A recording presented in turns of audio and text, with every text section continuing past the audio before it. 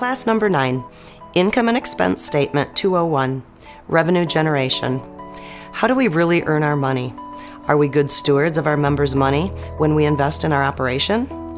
This class will introduce the nuts and bolts of serving members while ensuring a return to all. At the foundation of every credit union is a simple idea when it comes to income statements.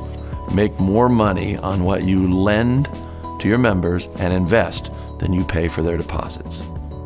A 10% capital ratio is a healthy capital ratio for a credit union. To maintain that, for every $100 the credit union brings in deposits, they should earn $10, therefore retaining a 10% capital ratio. A common ratio that board members will hear frequently is ROA.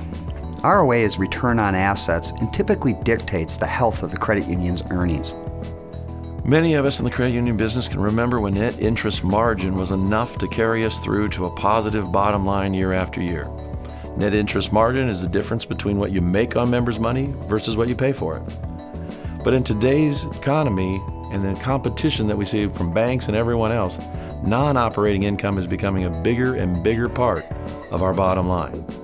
The quality of a credit union's loan portfolio has a direct impact on revenue and earnings. When a loan goes past due 90 days, or when it's charged off, the credit union cannot recognize that income earned on that loan. Also, as more loans are charged off, the provision for loan loss account must be increased, and increasing expenses on a monthly basis will decrease the overall revenue. The math behind net income is relatively simple.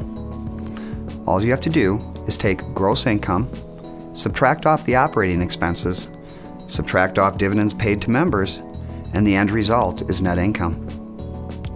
Classically, income statements are divided into two areas: what we do through our operations and what we make off the fluctuations in interest rates. Therefore, operating expenses would generally not be affected by a rise or a fall in interest rates.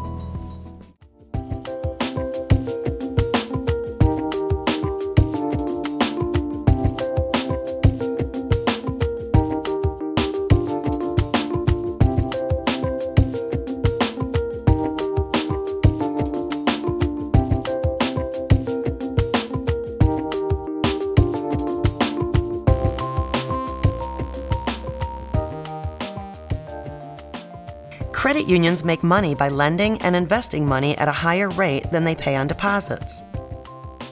A general rule of thumb is that for every $100 the credit union grows in member deposits, it should make $10 to maintain a 10% capital ratio. ROA is the ratio that dictates the health of a credit union's operational earnings.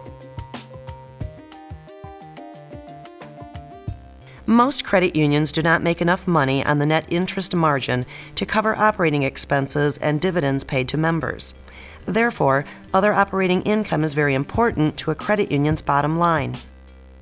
The quality of the loan portfolio directly affects the credit union's gross revenue. This is because, as the quality of the loan portfolio deteriorates, the credit union must increase the provision for loan loss reserve. In addition, the credit union cannot show the interest owed by the member as income after the loan becomes 90 days past due. And, when charging a loan off, the credit union must also charge off the interest owed by the member.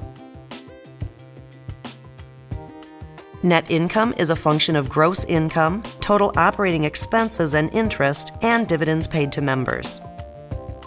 The operating expenses are not subject to a rise and fall in interest rates.